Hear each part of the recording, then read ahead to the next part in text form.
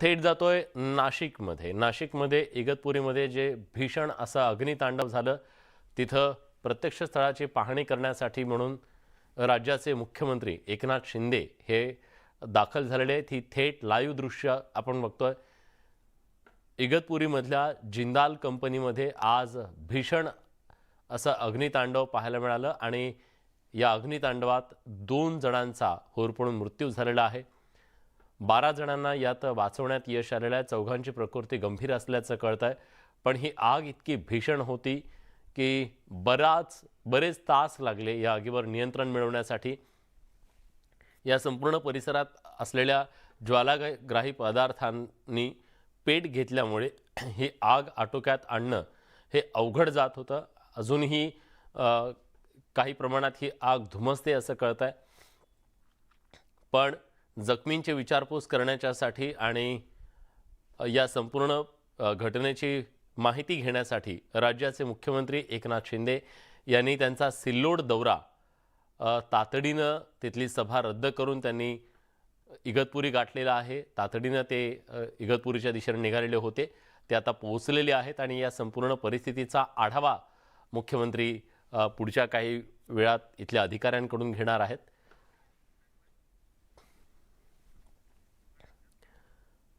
खरं तर नववर्षाचा आजचा पहिला दिवस, मात्र 2 भीषण आगीच्या घटनांनी महाराष्ट्र अक्षरशः हादरला।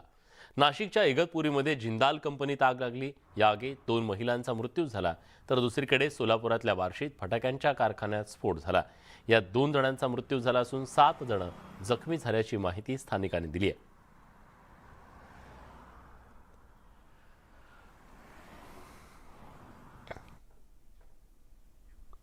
नववर्षाच्या पहिल्याच दिवशी नाशिक जिल्ह्यात मोठी दुर्घटना घडली। इगतपुरीमध्ये जिंदाल कंपनीला ही भीषण आग लागली। बॉयलरच्या स्फोटामुळे कंपनी ही आगीच्या ज्वाळांनी वेढली गेली। या आगीत 2 कामगारांचा मृत्यू झाला, तर कामगारांवर उपचार सुरू आहेत 12 जणांवर। मुख्यमंत्री एकनाथ शिंदे यांनी खासगी रुग्णालयात जाऊन जखमींची विचारपूस केली। सरकारकडून मृतांच्या वारसांना 5 लाखांची मदत जाहीर करण्यात आली आहे। त्याचबरोबर जे जखमी आहेत त्यांच्या हॉस्पिटलचा संपूर्ण खर्च हे सरकार उचलणार आहे आणि त्यांच्यावर मोफत उपचार केले जाणार आहेत राज्य सरकारच्या वतीनं। मुख्यमंत्री एकनाथ शिंदे यांनी सर्व जखमींची विचारपूस केल्याच्या नंतर याबद्दलची घोषणा केली आहे। बघूया या संदर्भातला हा खास रिपोर्ट।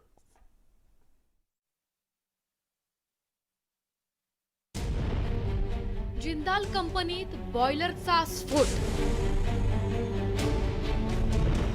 स्फोटामुळे 25 गावं हादरली। कंपनीला आगीच्या ज्वाळांनी वेढलं। परिसरात आग आणि धुराचे लोट।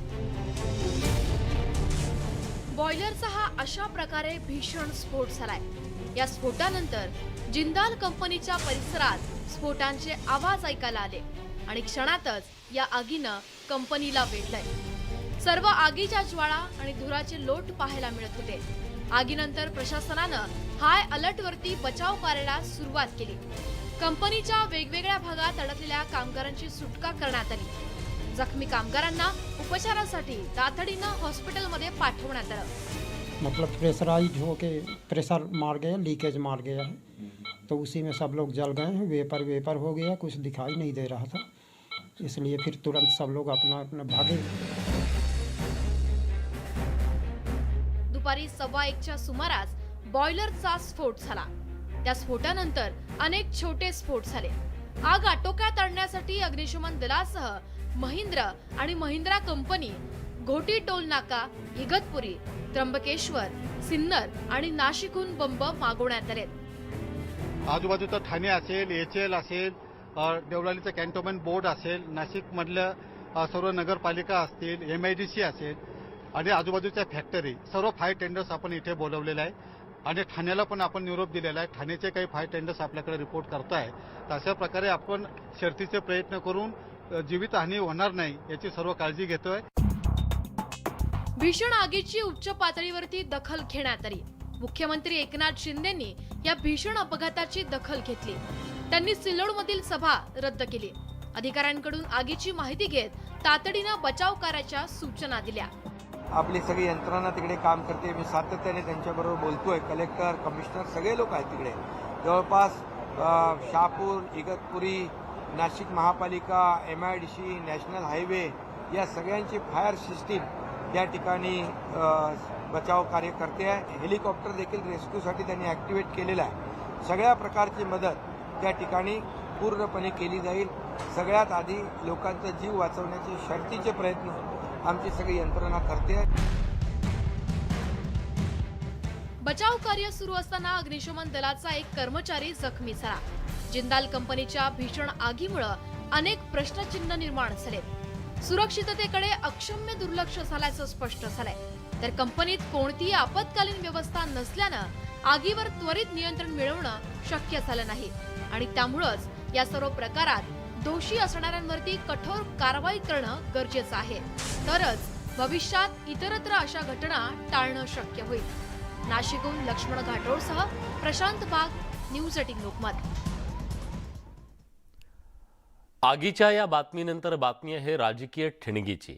ही ठिणगी पडली आहे ती बाळासाहेबांची शिवसेना या पक्षात अवघ्या 6 महिन्यात। मंत्रीपद न मिळालेला माझ्याच पक्षातला नेता माझ्या विरोधात कट करतोय, याबाबत आपण मुख्यमंत्र्यांकडे लवकरच तक्रार करणार असल्याचा खळबळजनक आरोप कृषी मंत्री अब्दुल सत्तार यांनी केला।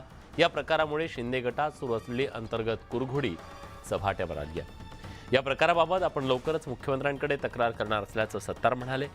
मुख्यमंत्री एकनाथ शिंदे यांच्या घरात होणारी चर्चा बाहेर येते। आमच्यातील कोणीतरी बाहेर या बातम्या पुरवत असल्याचा आरोप सत्तार यांनी केलाय।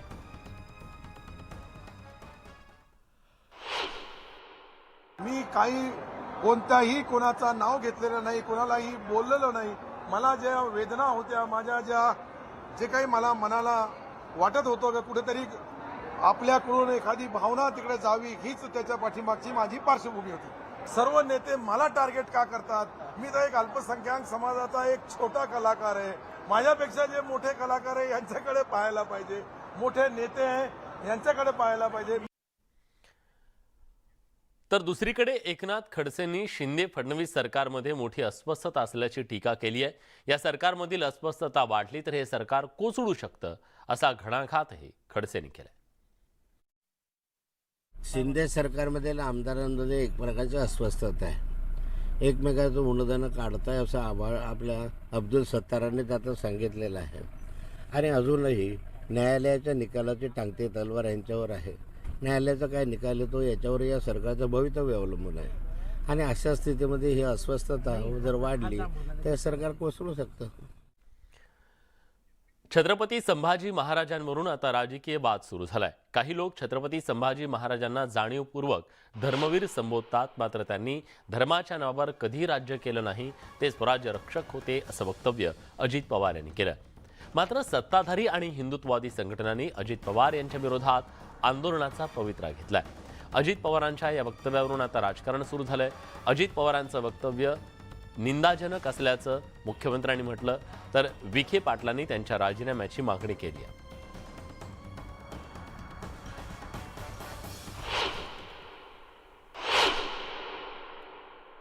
बोलताना सगळ्यांनी माहिती घेऊन बोललं पाहिजे, काही तारतम्य बाळगून बोललं पाहिजे। धर्मवीर ही पदवी आम्ही तुम्ही दिलेली नाहीये, ही त्यांना वर्षानुवर्षपूर्वी पासून त्यांना धर्मवीर म्हणतात। ते स्वराज्य रक्षक आहे, स्वराज्याची त्यांनी राखण केलेली आहे, संरक्षण केलेलं आहे। त्यामुळे अजितदादासारख्या माणसाने अशा प्रकारचं बोलणं हे मला वाटतं योग्य नाही आहे। त्यांनी सगळी माहिती घेऊन बोलायला पाहिजे, कारण त्यांनीच महापुरुषांचा ज्यांनी अपमान केला त्यांच्यावर फार मोठी टीका केली होती। आता आम्ही काय करायचं त्यांच्यावर? त्यामुळे अशा प्रकारचं वक्तव्य हे निंदाजनक आहे। खऱ्या अर्थानं राष्ट्रधर्म, स्वधर्म आणि हिंदू धर्माच्या रक्षणासाठी त्यांनी खरं आपलं बलिदान दिलं। मला वाटतं अजित पवार हे जाणीवपूर्वक आज जनतेची दिशाभूल करताना दिसत आहेत,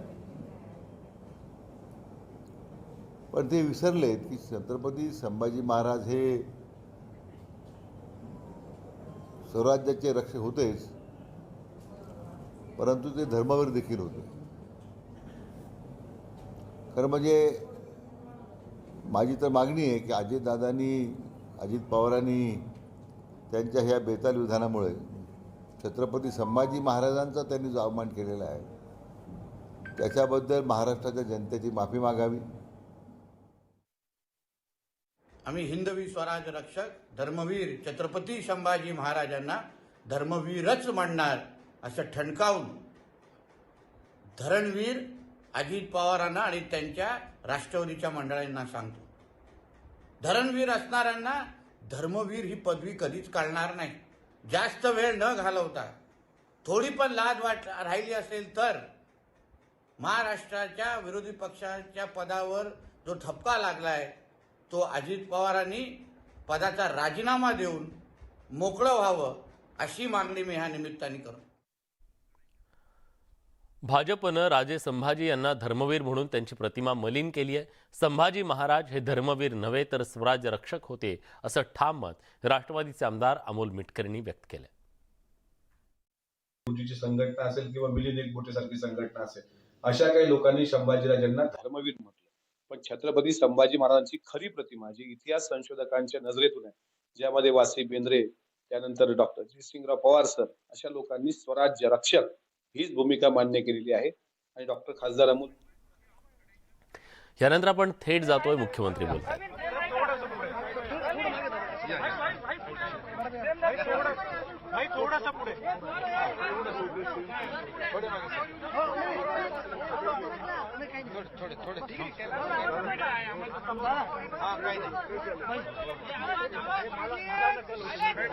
आपण आतमध्ये जाऊन पाहणी केली. वस्तुस्थिती नेमकी काय आहे? किती मोठ्या प्रमाणात इथे ही दुर्घटना घडलेली आहे? झालेली घटना अतिशय मोठी दुर्घटना आहे.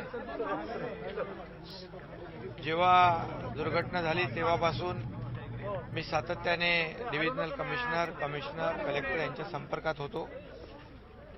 आमचे पालकमंत्री आणि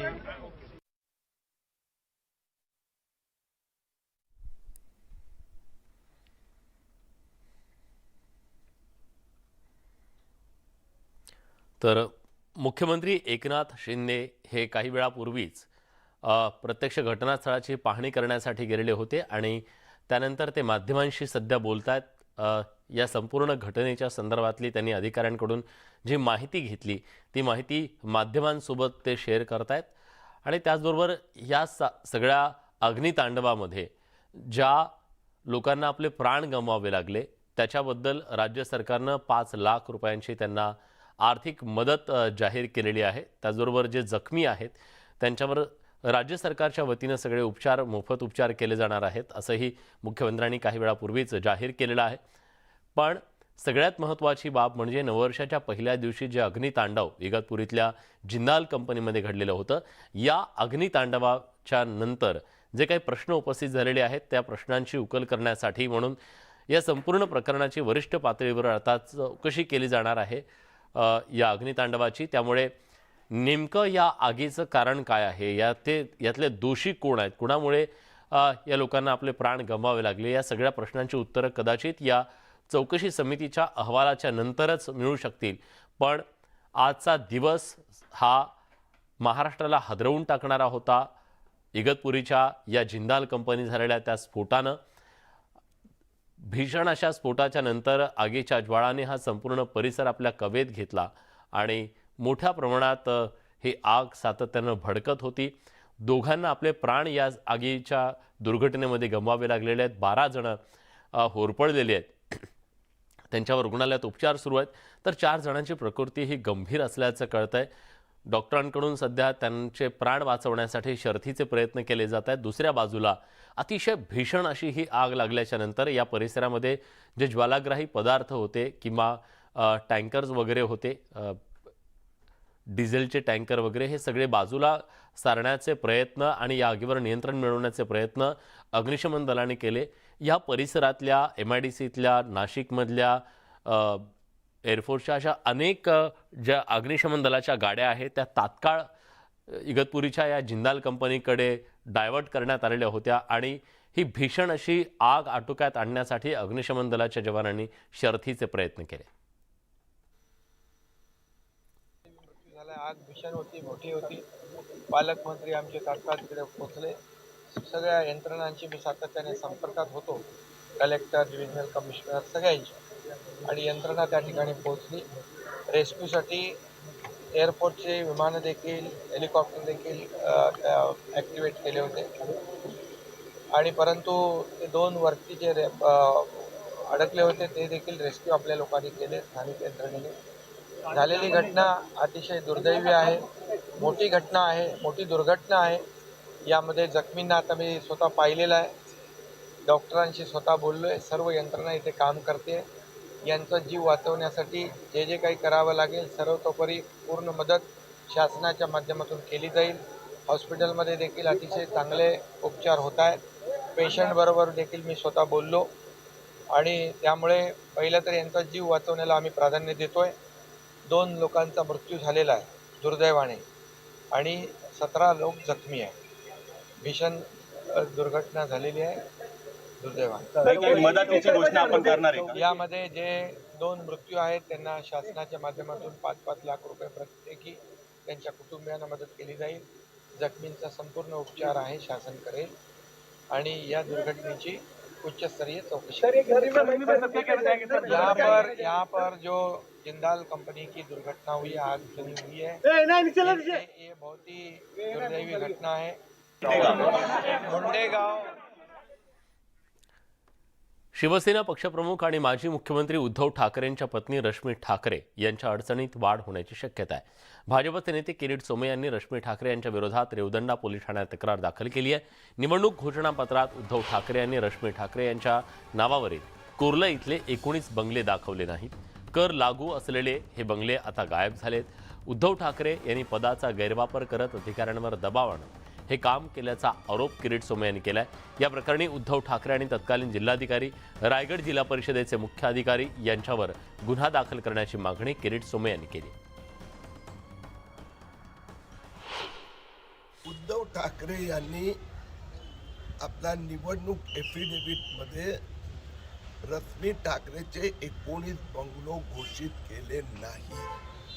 उद्धव ठाकरे यांनी हा गुन्हा केला। मे 2020 मध्ये निवडणूक एफिडेव्हिट मध्ये, आणि म्हणून आता हे सिद्ध झालं आहे। ग्रामपंचायतनी मला रिपोर्ट पाठवला, सीईओ जिल्हा परिषदनी कबूल केलं, 19 बंगले होते। उद्धव ठाकरे यांनी स्वतःची खुर्ची वाचवण्यासाठी 19 बंगलो गायब केले, फोर्जरी केली, म्हणून त्यांच्या विरोधात इंडियन पिनल कोड, भारतीय दंड संहिता कलम 415, 420, 467, 468, 471 अंतर्गत गुन्हा दाखल करावा अशी मागणी आम्ही रेवदंडा पोलीस स्टेशनचे इन्स्पेक्टरकडे केली आहे। या विषयात ग्राम विकास मंत्री गिरीश महाजन यांनी रिपोर्ट मागवला आहे। पुढच्या आठवड्यात हा रिपोर्ट त्यांच्याकडे येणार।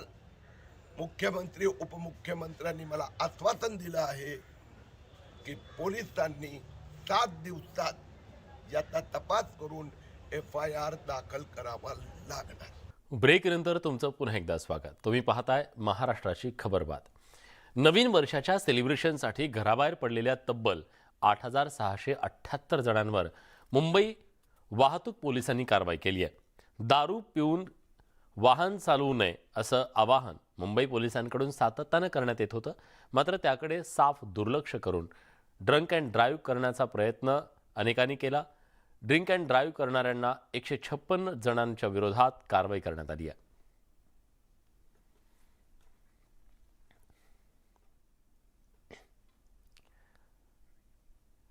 तर ज्यांनी असं केलं त्या सगळ्यांची रात्र पोलिसांसोबत काल 31 साजरी झाली। कायदा मोडणाऱ्यांवर कारवाई होणारच। यासोबत बुलेटिनमध्ये आपण इथेच थांबतोय। ताज्या घडामोडींसाठी बघत रहा न्यूज 18 लोकमत।